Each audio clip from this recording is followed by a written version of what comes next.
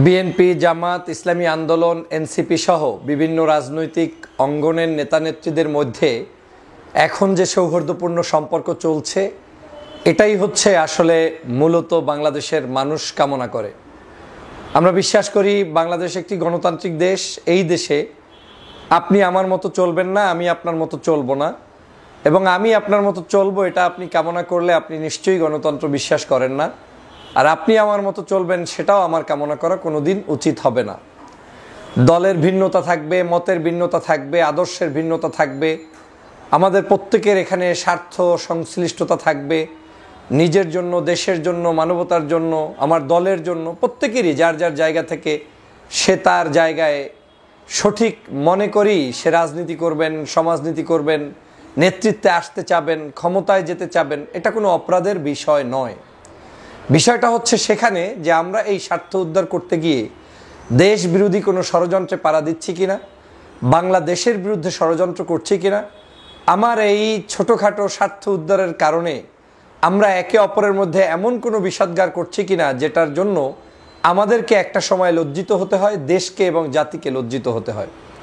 আমার কাছে সাম্প্রতিক সময়ে বিএনপি জামাতের যে অ্যাক্টিভিটিস এবং জামাত এবং অন্যান্য রাজনৈতিক দলের যে শক্ত অবস্থান রাজনীতিতে, সেটাকে খুব ভালো লেগেছে।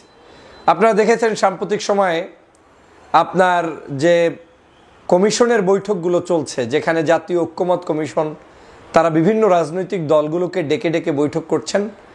জামাত কিন্তু প্রায় অনেক দিন পর, মানে অনেক দিন পর বলতে গেলে গত 16 বছরে তো বয়কট করার কোনো সুযোগ পায়নি, সংসদে সেই অবস্থানটা ছিল না। তো এই নতুন করে বয়কট করে একটি ধাক্কা দিলেন সরকারকে যে না, আমরা শক্ত অবস্থানে আছি এবং আমরা আমার মতকে, আমার গুরুত্বকে অনুধাবন করাতে চাই। আপনি গুরুত্ব দিবেন কি দিবেন না সেটা আপনার ব্যাপার, কিন্তু আমি যে আমার জায়গা থেকে যে কোনো কিছুতে শক্ত থাকতে পারি তার একটা নজির কিন্তু জামাত ইসলাম গত দুদিন আগেই দেখিয়ে দিলেন। তারা এই জাতীয় ঐক্যমতের একটি বৈঠককে বর্জন করলেন, পরবর্তী দিনে আবার সেই বৈঠকে তারা উপস্থিত হলেন। আমরা আবার এও দেখতে পেলাম বৈঠকে যখন পরবর্তী দিন জামাত ইসলাম উপস্থিত হয়েছেন, তখন বিএনপির পক্ষ থেকে জনাব সালাউদ্দিন সাহেব ওয়েলকাম জানিয়েছেন। উপস্থিত ছিলেন এনসিপির নেতা নাহিদ সাহেব, সে নাহিদ, এরপরে জামাত ইসলাম, এরপরে বিএনপি, এই সবাই মিলে হাতে হাত রেখে হাস্যোজ্জ্বল পরিবেশে তারা আবার বৈঠকে উপস্থিত হয়েছেন। এটা কিন্তু সৌন্দর্যতা, এটা কিন্তু গণতন্ত্র, এটাই কিন্তু আমরা চেয়েছি। আমরা এটা চাইনি বা এটা হবেও না যে সবাই বিএনপির মতো হয়ে যাও, সবাই জামাত ইসলামের মতো হয়ে যাও, সবাই ইসলামী আন্দোলন কিংবা এনসিপির মতো হয়ে যাও। না, এটা কখনোই এই দেশে হবে না। আর হবে কেন? প্রত্যেকেই যার যার নিজস্ব ম্যানিফেস্টো, নিজস্ব চিন্তাধারা নিয়ে রাজনীতি করছেন, সেটা তাদেরকে চালতে দেওয়া উচিত। কিন্তু আবার একই সাথে যখন বৈঠক থাকবে, আলোচনায় ডিবেট থাকবে, কিন্তু ডিবেট পরবর্তী চায়ের টেবিলে কিংবা আমাদের গল্পের টেবিলে কিন্তু সেই জায়গায় সৌহার্দ্যতা, সৌন্দর্যতা বজায় রাখা উচিত বলে আমি মনে করি। আমার ভালো লেগেছে, সত্যিই ভালো লেগেছে। আবার জামাত কঠোরভাবে বক্তব্য দিচ্ছে যে একটি দলকে ডেকে নিয়ে এভাবে আপনারা যৌথ বিবৃতি দিলেন লন্ডনে, এটা আমরা মানতে পারি না। হ্যাঁ, আপনি মানতে পারেনই না, এটা তারা বলতেই পারে। এখান থেকে তিনি তার জায়গা থেকে তার দলীয় অবস্থান পরিষ্কার করছেন। আবার একই কথা বলে তারা কিন্তু বিএনপির সাথে গোস্বা করে বসে আছেন তেমনটা না, পাশাপাশি চেয়ারে বসে তারপরে ঐক্যমত কমিশনের বৈঠকে উপস্থিত থেকে হাস্যোজ্জ্বলভাবে যার যার মতামত দিচ্ছেন, ডিবেট করছেন। আবার একই জায়গা থেকে অন্য অন্য ছোট দলও দুই একজনকে দেখলাম তারা বয়কট করে আবার হয়তো নতুন করে তারা সেখানে উপস্থিত হবেন বা হচ্ছেন। তাহলে আজকেও আবার দেখলাম যে জামাত ইসলামের পাশাপাশি ইসলামী আন্দোলন, চরমনায়ের প্রতিনিধি, তারপরে অন্য অন্য ইসলামপন্থী রাজনৈতিক দল, এরপরে বিএনপি, এনসিপি, সবাই মিলে তারা কিন্তু পাশাপাশি অবস্থান করে গল্প করছেন, কথা বলছেন, হাস্যোজ্জ্বল। এবং সাংবাদিকরাও বলছেন হাত দেন, হাত ধরেন, আবার নিজেরাও নিজেদের দিকে তাকিয়ে হেসে হেসে একে অপরকে হাত ধরছেন, 4-5টা হাত একত্রিত হচ্ছে। এটা কিন্তু গণতন্ত্রের সৌন্দর্যতা। এই গণতন্ত্রটুকুই গত 16 বছর আমাদের বাংলাদেশে ছিল না। বাংলাদেশে কোনো মানুষ এতটুকু স্বাধীনতা পায়নি যে বিরোধী মতের মানুষগুলো এক জায়গায় হাতে হাত রেখে অন্তত একটা সেমিনার করতে পারে, সভা করতে পারে, সমাবেশ করতে পারে। কিন্তু যেটা আজ বাংলাদেশে নতুন করে শুরু হয়েছে, সেজন্য আমরা সেই সকল বীর শহীদদেরকে স্মরণ করছি, যাদের কারণে আমরা এই দেশটাকে নতুন করে এই গণতন্ত্রের পথ আমরা হাতে পেয়েছি। প্রিয় বন্ধুরা আমার, আমাদেরকে এই তিক্ত অভিজ্ঞতা, বিভিন্ন ধরনের ষড়যন্ত্র সব কিছুকে মাথায় নিয়ে আমাদের পথ পাড়ি দিতে হবে। আমার দল আমি করব, আমার মত আমি প্রকাশ করব, কিন্তু আমরা এমন না হয়ে যাই যে আমরা দল এবং মত প্রকাশ করতে গিয়ে চরম শত্রুতে রূপান্তরিত হয়ে আমার আপনার যে শত্রু তার সাথে হাত মিলিয়ে আমরা আমাদের দেশের ক্ষতি করি, রাষ্ট্রের ক্ষতি করি। আমার আত্মবিশ্বাস জন্মেছে এই বাংলাদেশে আপনাকে, আমাকে, আমাদেরকেই রাজনীতি করতে হবে।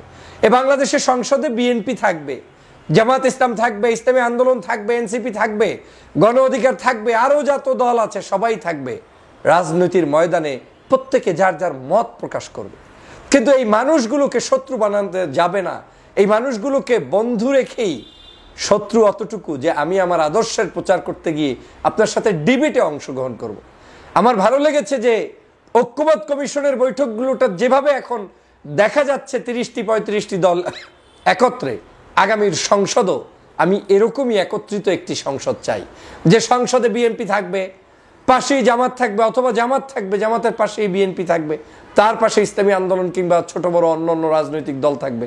কারো কোনো মতের সমস্যা হবে না, তারা সবাই মিলে একত্রে একই জায়গায় বসে বাংলাদেশ গঠন করবে। আমার কাছে আপনাদেরকে মনে রাখতে হবে, আমার কাছে যেটা মনে হচ্ছে আগামীর বাংলাদেশে এই রাজনৈতিক দলগুলোই ক্ষমতা এবং ক্ষমতার বিরোধী দল হিসেবে থাকবে, কোনো সন্দেহ নাই। হয় বিএনপি ক্ষমতায় আসবে, জামাত বিরোধী দল হবে, না হয় জামাত ক্ষমতায় আসবে, জামাত সহ ইসলামী জোট বা যারা আসতে চায় তারা আসবে, বিএনপি বিরোধী দল থাকবে, এই তো। কিন্তু আপনি অন্তত থাকতে পারবেন। আর গত 16 বছরে তো আমরা কেউ থাকতে পারিনি।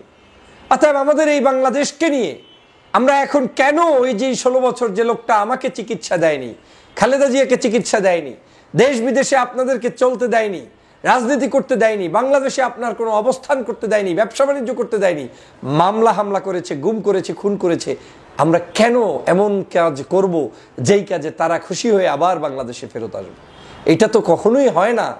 এটা করলে বাংলাদেশ টিকবে না, এটা করলে আপনার যে চিন্তাধারা সেটা টিকবে না। আপনি 16 বছরে তো একটা কলেজ ইউনিভার্সিটিতে একটু সামান্যতম রাজনীতিও করতে পারেন নাই, আর এখন তো বিশ্ববিদ্যালয়গুলো হলগুলোতে ওপেনলি ইফতার পার্টি করছেন, সভা সমাবেশ করছেন, আয়োজন করছেন, দল মত নির্বিশেষে মিছিল করছেন, এমনকি চাকসু ডাকসু বিভিন্ন জায়গার এই সংসদ নির্বাচনগুলো অনুষ্ঠিত হবে বলে ঘোষণা আসছে।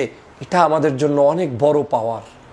আমি গণতন্ত্রকে পাইতে গিয়ে এমন কিছু পাওয়া ঠিক হবে না যেটা আওয়ামী লীগ পেয়েছে, যে 300 মানে 300ই তার। এটা পাইতে গিয়ে তারা গণতন্ত্রকে ধ্বংস করে দিয়ে সব তাদের লোক বসিয়েছে, আর সে কারণেই এখন পালিয়ে যেতে বাধ্য হয়েছে।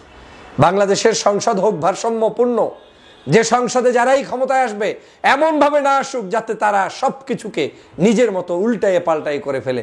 আবার যারা বিরোধী দল হবে এমন ক্ষুদ্র বিরোধী দল না হোক যাতে তারা সংসদে কোনো গুরুত্বই পাবে না।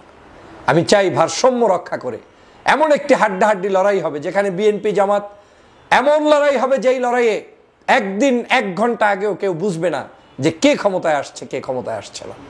এরকম একটি বাংলাদেশ গঠন করতে হবে, এবং যে আসবে তাকে সহযোগিতা করতে হবে, এবং যেখানে তারা অন্যায় করবে, অত্যাচার করবে, জুলুম করবে সেটার বিরুদ্ধে প্রতিবাদ করতে হবে। কিন্তু যে জায়গায় তারা ভালো কাজ করবে সেটাকে অ্যাপ্রিসিয়েট করতে হবে, না পারলে চুপ থাকতে হবে। কারণ এই বাংলাদেশ আমাদেরকেই গঠন করতে হবে। আপনাকে এখান থেকে শেখ হাসিনার কাছ থেকেও অনেক শেখার আছে। আপনারা দেখেন গত 16টা বছর তিনি তো অন্যায়ভাবে, মানে জোর করে তারপরে অবৈধভাবে ক্ষমতায় থেকেছেন, কিন্তু তার সাথে কিন্তু তার লোকগুলোকে সাথে নিয়েই 16 বছর চলেছেন। ওই জাতীয় পার্টি, ওই ইনু, ওই রাশেদ খান মেনন, ওই মানুষগুলোই সেই শুরুর দিনেও ছিল, শেষ দিনও সাথে ছিল, এখনও তারা তাদের সাথেই আছে।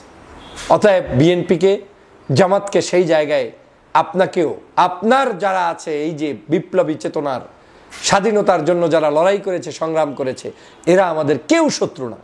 সবাইকে সাথে নিয়ে সংসদে যেতে হবে। ছেড়ে দিন নির্বাচনের মাঠে, যে যেখান থেকে পারে নির্বাচিত হয়ে আসবে।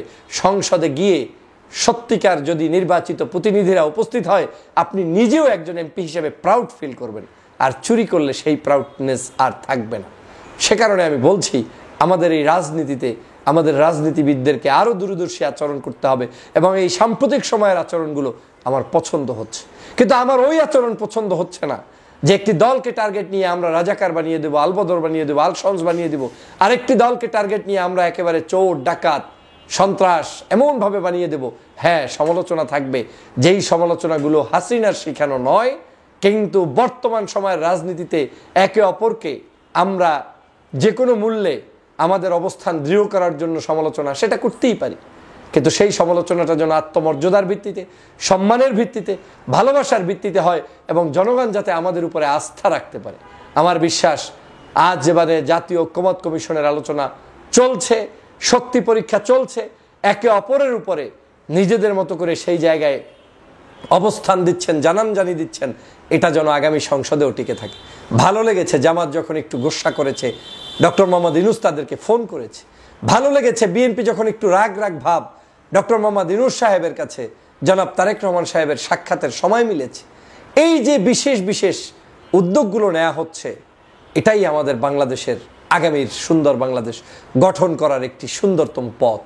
যখন ইউনূস সাহেব পদত্যাগের প্রশ্ন উঠেছে, তখন ষড়যন্ত্র আঁচ করতে পেরে চরমনায়ের পীর সাহেব সহ বাংলাদেশের সকল রাজনৈতিক দল তার পাশে গিয়ে দাঁড়িয়েছে।